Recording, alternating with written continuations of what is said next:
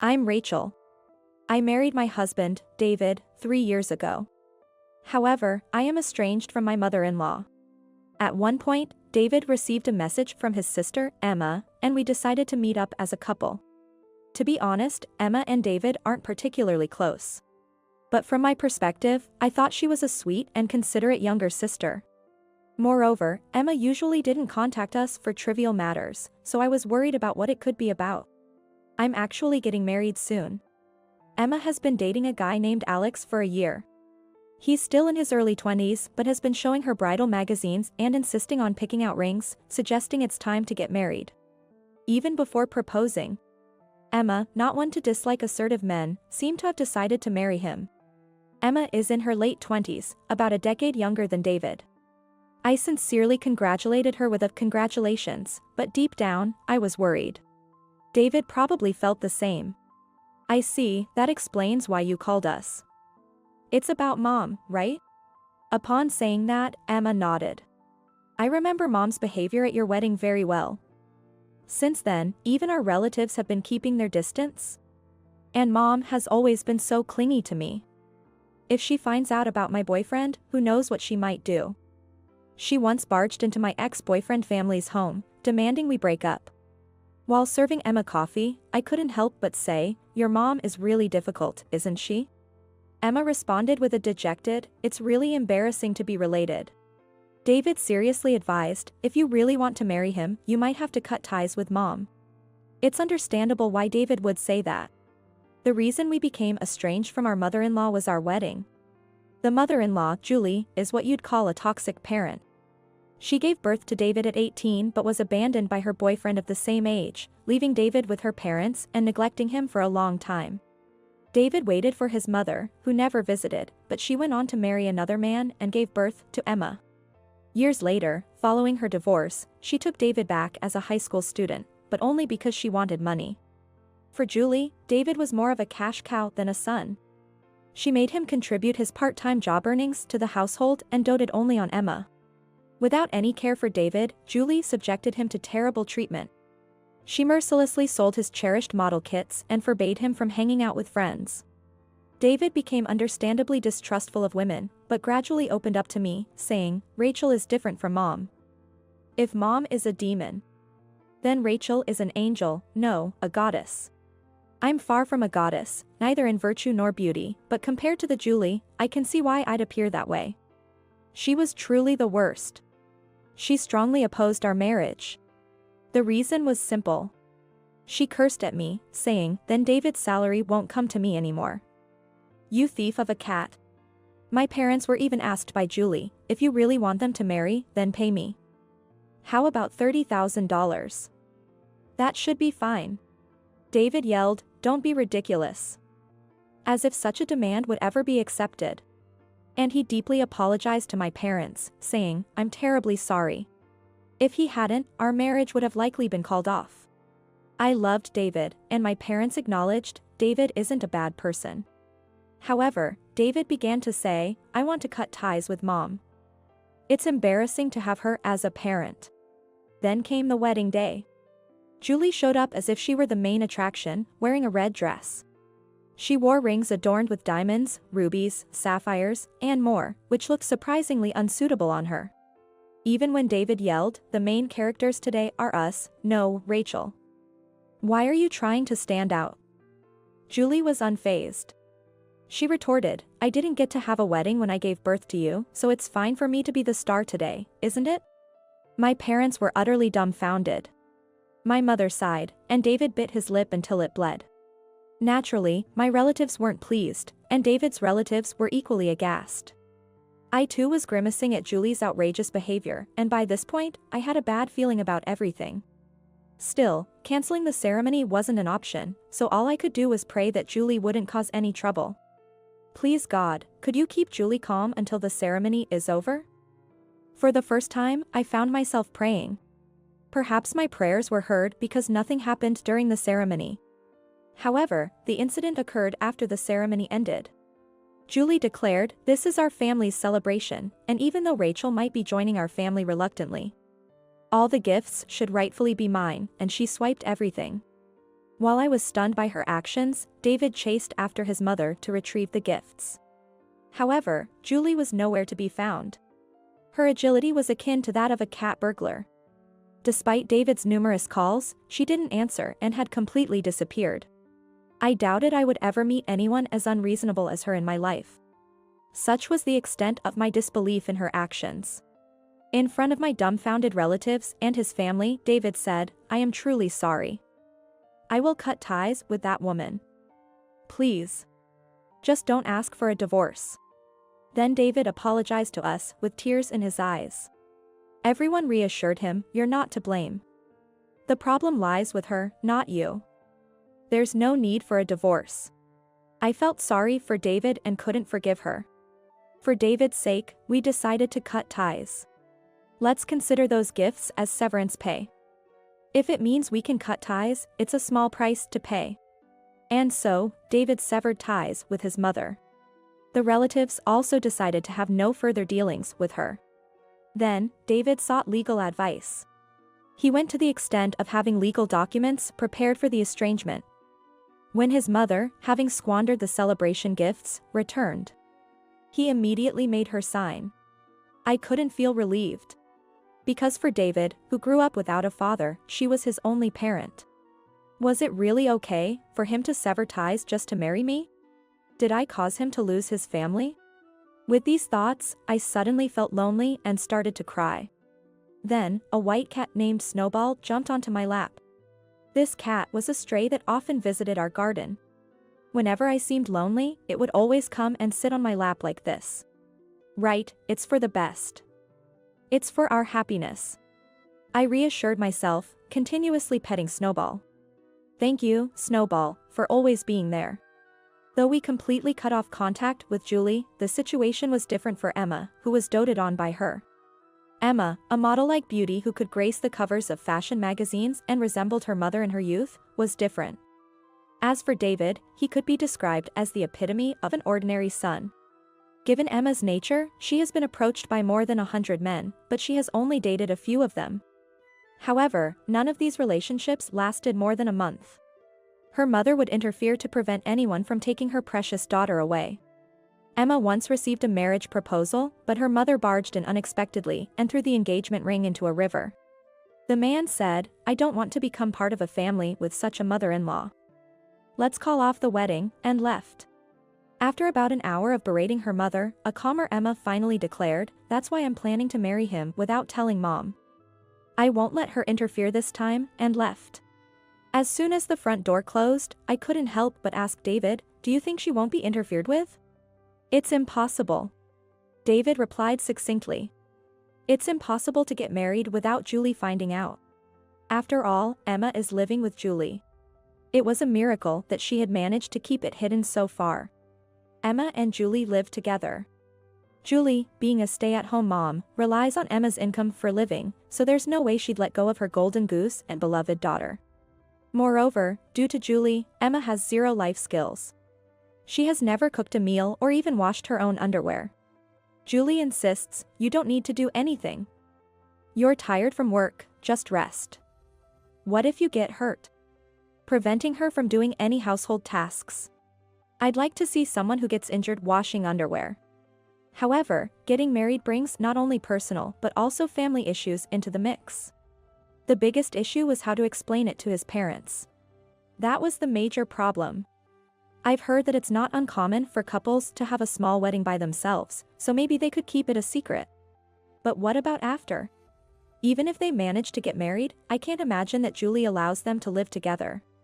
Considering the terrible harassment she directed at David and me, it's terrifying to think of what she might do to Alex.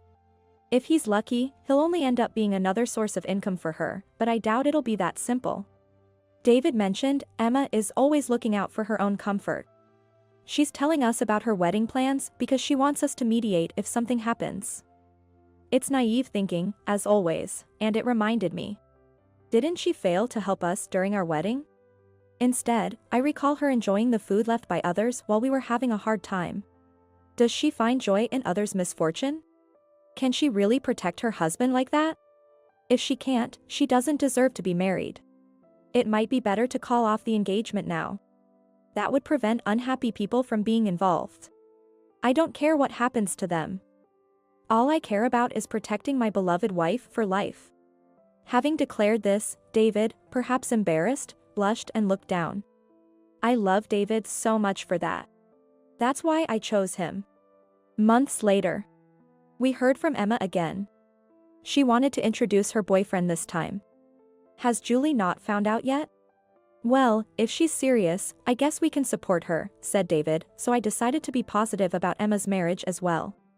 But then, a problem arose. Emma's boyfriend, Alex, turned out to be quite the character.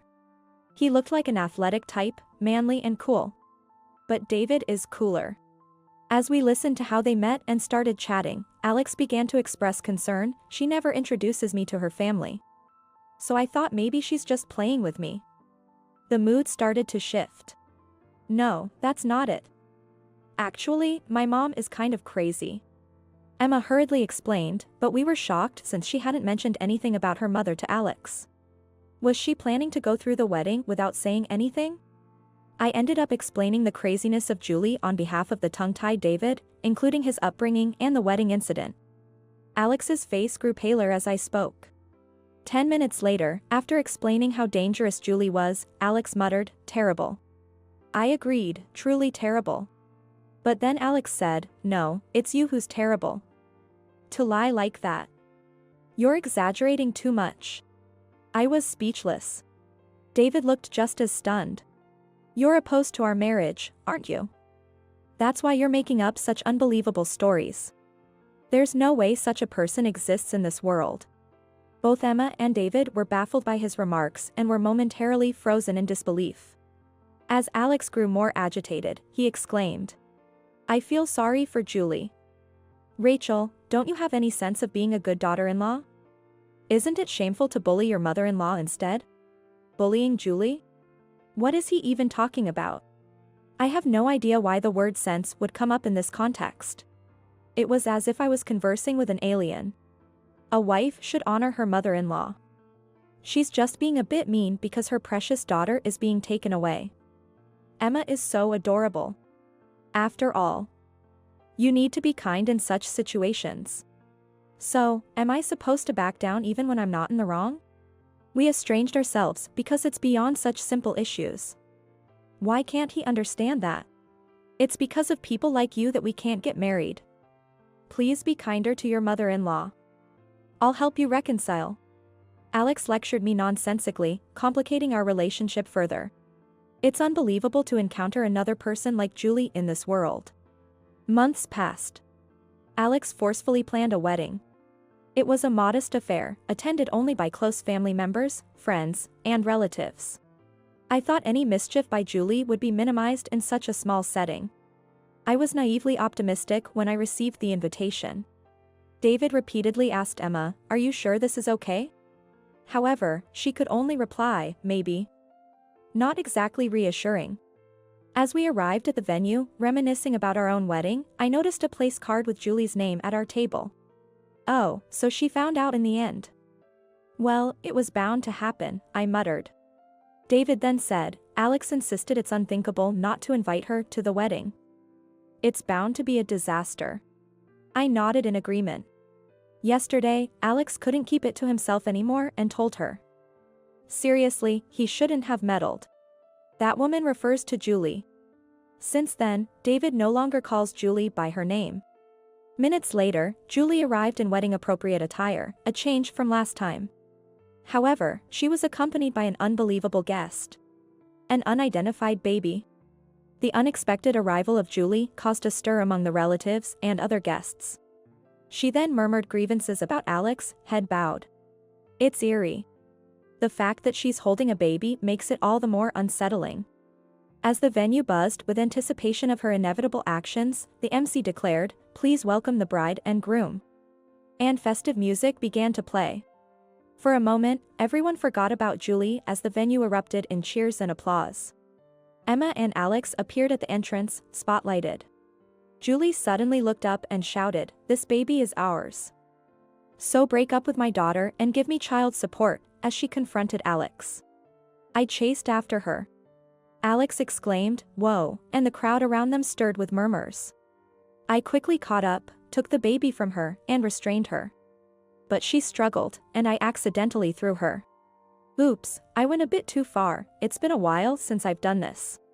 By the time I regretted my actions, Julie had crashed into a table full of dishes before hitting the wall. You see, I was a wrestling girl from elementary through high school. Throwing a grown woman was nothing for me, who used to toss and turn adults. Maybe I just got a bit carried away after such a long break? Reflection time. If only I had thrown her at my wedding. Feeling guilty about ruining the food, I thought so. I'll offer to pay for the damages later. Julie, caught off guard, looked bewildered. Luckily, she didn't seem to be hurt too badly. Good, good. As Julie tried to get up unsteadily, I swiftly tripped her. Are you trying to ruin the ceremony, Julie? And whose baby is that? Surely, it can't actually be Alex's child, right? I looked at Alex, who was vigorously shaking his head. Then Julie blurted out, "Yes, that's right. I just borrowed this baby from around here."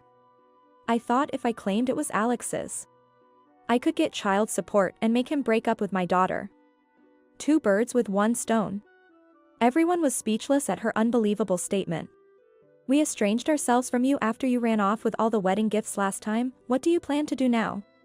I raised my voice so Alex's parents could hear. The room fell silent. Julie's face turned beet red. Alex's father then glared at him and said, "Of course, we're cutting ties." That's okay, with you, right? Absolutely. I'd hate to have anything more to do with such a despicable person. You're okay with that too, right? Obviously. So, Mom, thanks for everything till now. As of today, we're severing our parent-child relationship, Emma declared, cutting ties. Alex then came over to me and said, "You were right, Rachel. I apologize for what I said before. I'm truly sorry. Really now. Listen, from now on, you have to protect Emma from her. If you can't do that, you'll end up just like her, remember that." I'll take it to heart, Rachel. It seemed Alex was impressed by my skillful throw. Well, I'm not feeling too bad about it, so I decided I'll treat him kindly as my brother-in-law from now on. I gave Emma a good lecture for trying to go through with the wedding without telling Julie. She was in tears as she reflected, so I doubt something like this will ever happen again. I decided to apologize to the chef for ruining the food. The chef gave a wry smile and said, "It's not your fault, it's hers," and forgave me. We then enjoyed the remaining food, and the cake-cutting ceremony went on. Of course, Julie wasn't there. Because she was taken away by the police on suspicion of kidnapping. Apparently, one of the relatives had discreetly called the police. To that unknown relative, well done. Somehow, the ceremony concluded safely. After that, David apologized to me. "I'm sorry, I couldn't do anything. I always say I'll protect you no matter what, yet when it comes down to it, I feel like a failure as a husband." No, that's not true. I'm always being saved by you. Please stay by my side forever, my wonderful husband. I hugged David. We spent a passionate night together. Months later, Emma and Alex consulted a lawyer and had legal documents prepared for estrangement. Julie could have been sentenced to more than 3 years in prison for kidnapping, but the baby's parents decided to settle, as the baby was unharmed. After being released from detention, Julie signed the estrangement papers, effectively losing her entire family. She got what she deserved. Emma and Alex, now estranged from Julie, seem to be living happily. Perhaps influenced by my lecture that day, they visit me once a month to consult on various matters. I'm happy to be relied upon, but I wish they'd decide on their furniture arrangement by themselves. As for Julie, who lost everything, it seems she's been living a lonely life on her pension since then. Now, her only companions appear to be stray cats. 3 years later, both our families were blessed with children. It's all thanks to cutting ties with her. We laughed together, referring to them. I hope this happiness lasts forever. So I thought, as I petted a white cat sleeping comfortably on the porch. I'm Samantha, 40 years old working housewife. I live with my husband, Mike, who is 2 years older than me, and our beloved cat. We've been married for 15 years now. If you ask me if I've been completely satisfied with our marriage life, not really. One reason is that we've never been able to have children. Another reason is that Mike, despite his low salary, doesn't help with housework, and he always lazes around at home on his days off. Moreover, Mike is somewhat of a mama's boy. Even now in his 40s, he always wants to visit his parents' house, which is nearby. After Dad passed away, Mom has been feeling lonely. He makes an excuse, but I don't think his mother would be mentally weak. She is so mean and classless. Listen to this, I was in line at the supermarket the other day, and I accidentally let off a fart, she said. And it was loud. I was so embarrassed, I turned around and said, "How rude of you to fart at people," as if it was the person behind me. She would proudly told this story, laughing, and Mike was laughing along, but I was appalled. I can't believe such a vulgar woman is my mother-in-law. Given her personality, it's no wonder she has few friends, and bullying her daughter-in-law seems to be her only hobby. I wouldn't mind visiting her if I got along with her, but with such a personality, no daughter-in-law would want to be with her. The couple who used to live with her, my brother-in-law and his wife, Linda, even fled because they couldn't stand the mother anymore. No surprise there. Living with just her, especially after the father-in-law passed away, would be like a penalty game. Unlike me, who is quite assertive, Linda was a quiet and patient type, yet even she had to escape, that's how much she was tormented. Linda wanted to move as far away as possible, but her husband, also somewhat of a mama's boy, refused to do so. So now we all live our own house, but not that far from where she lives. Both those brothers are mama's boys. What's so good about such a mother-in-law? However, as long as we are living in separate house from her, it is bearable. But if, by any chance, we get a cohabitation request from her, I'll make sure to stop it. I firmly vowed that to myself. However, when we were summoned into her house recently, the commotion about living together with her finally erupted. I've been thinking, it's about time we start living together. When can you guys move in? Suddenly, she gathered us and my brother-in-law's family. Just when I wondered what she was going to say, she abruptly started talking about living together. And she spoke as if cohabitation had already been unilaterally decided, jumping straight to discussing the timing of the move. Which was quite presumptuous. Hey. Wait a minute, I'm totally against living together, I said. I've seen the hardships Linda went through, I refuse to go through the same, I protested. I'm not asking you, I'm asking Mike. My mother-in-law dismissed my objection as if my opinion didn't matter. She dismissed my objection as if my opinion didn't matter. Even though I'm directly involved, if we're talking about living together, it seems my opinions are completely ignored. Well, I'm okay with it. Living together and all. Besides, when it comes time to taking care of Mom in the future, it'll be easier for Samantha if we all live under one roof, right? Incredibly, Mike was in favor of moving in. And he assumed I would take care of the future caregiving. Caregiving? Me? You must be joking. After all the bullying you've done, you expect caregiving? I retorted incredulously. How dare you be so brazen, I added. She looked offended. Oh, please. Bullying is such an ugly word. I was merely educating you as a senior housewife, she claimed. You are one to talk about education, I thought to myself. Anyway, I refuse both living together and caregiving. If you insist on them, I'll consider divorcing. When I firmly declared my stance, Mike was taken aback. Hey, come on, divorce is a bit much for something like this. A bit much? Forcing cohabitation and caregiving without considering your spouse's feelings is a valid reason for divorce. I have a job and steady income, so I wouldn't be in any trouble even if we get divorced. When I countered, Mike hesitated, mumbling uncertainly. If you absolutely refuse, then I guess we have no choice but to ask your brother and Linda to come back. Then it was Linda who started to panic. No. I can't. If I have to live with you again, my mental health will be completely shattered, she protested. Absolutely not. But then, her husband tried to mediate. Well, Linda, just calm down. Mom might have been a bit tough on you before, but it was all for your own good. She's been reflecting on it too. Reflecting? From what I see, there's no sign of her reflecting at all. That's right.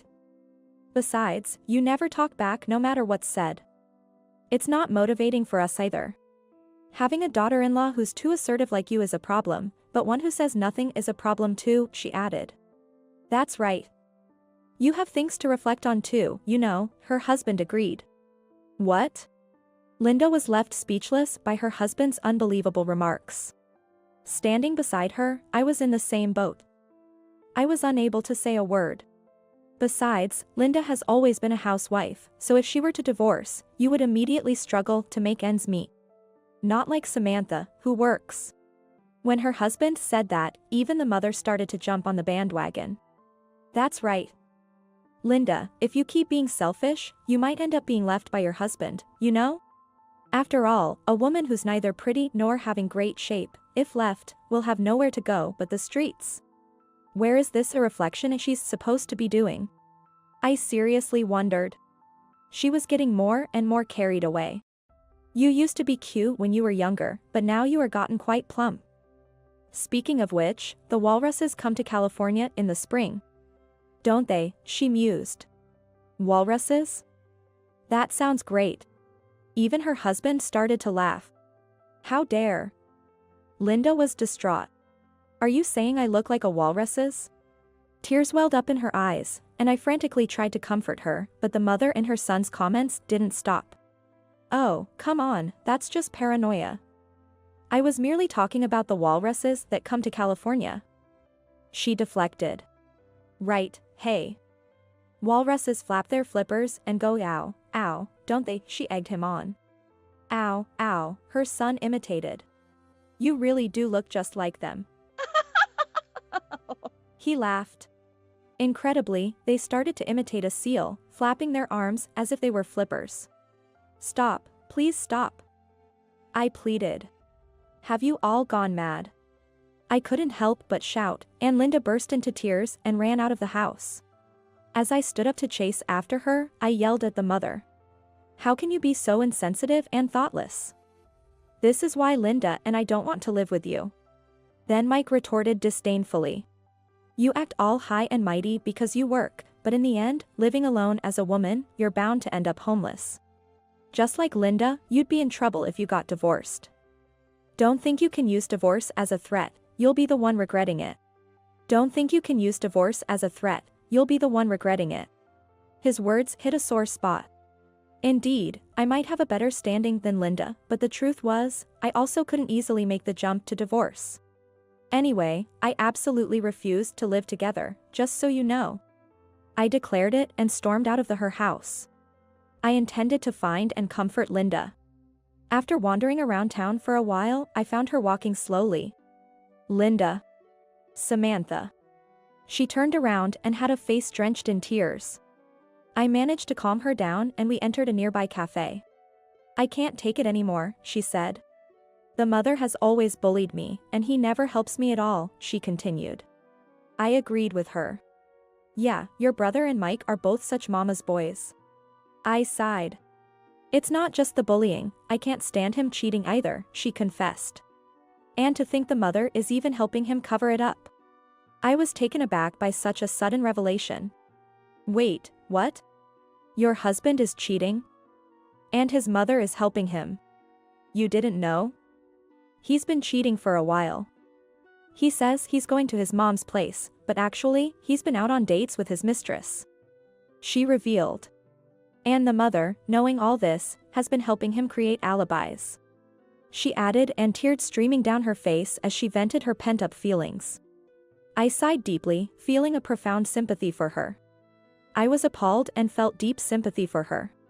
Being bullied by her mother-in-law and cheated on by her husband, what a tough situation. I understand why you're upset. It's really unfortunate, I empathized. But why do you put up with it?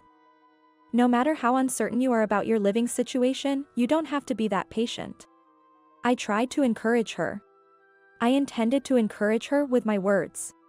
But she looked up at me with a puzzled expression. Why do I put up with it? But aren't you in the same situation? She questioned. What? Then she began to share an astonishing story with me. After hearing everything, we decided to team up and take revenge on them. Everyone in that family was incredibly audacious. There's no reason for us, the two daughters-in-law, to remain silent after being treated with such disdain. We vowed to pay them back double for all the disdain we had endured and to teach them a lesson. A month after we made our resolution, we received another summons from the mother-in-law. We received another summons from her. Since then, we had been preparing quietly, without telling our husbands. This was the perfect opportunity. We headed to the in-laws' house, determined. I've been thinking, and I really need one of my son's families to live with me. She brought up living together again. I'm getting older, and eventually, I'll need you to take care of me, she said. Think of it as practice from now on. Linda answered firmly before I could. I refuse. I will never live with you, she declared. If it comes to living together, I'll divorce. The mother-in-law seemed taken aback by her firm tone, different from before. Still talking like that. What about you, Samantha? She turned to me. My turn, huh? I responded. So, you're saying you want to live with us because you want us to take care of you? I clarified. Well, that's part of it, but I'm lonely on my own, and I want to live with one of my sons, she admitted. It seems she was getting increasingly frustrated because we wouldn't say yes. Can you brides really not listen to a single request from me? This is an order. Since I will be living with my son, you must move in together. Linda and I exchanged glances and nodded in agreement. No, thank you. How about this person instead? And then I spread several photos across the family table. What is this? My brothers-in-law and Mike gasped in shock. Because those photos were evidence of the two brothers cheating. Scenes of them entering hotels with women and kissing behind telephone poles. You two, always together, even in cheating. Such brotherly love. And it seems like your mother knew about it. Despite knowing, she helped you two create alibis. After such despicable acts, you have the audacity to ask us to live with you and take care of you? Linda was nodding in agreement beside me. If you need caregivers, ask these women in the photos. We're getting divorced, so no living together or caregiving from us. That would be a problem for us. She panicked. A problem? We have no problems at all. Right, Linda? Linda smiled brightly. Hey, Linda. You'll be the one in trouble if you get divorced. A housewife won't survive on her own. My brother-in-law started yelling. He might want to start imitating a walrus again, like he did a month ago, but that won't fly. Divorce is just a threat, right? Linda replied with a clear face. Oh, we're not troubled at all. We plan to get plenty of alimony from you. What? We'll also demand alimony from your affair partners, and that should cover the cost of renting a small apartment and starting over. It'll be tough to find a job, but we're determined to make it on our own. Linda, I'll help you. We, two women, decided to support each other and get through this together.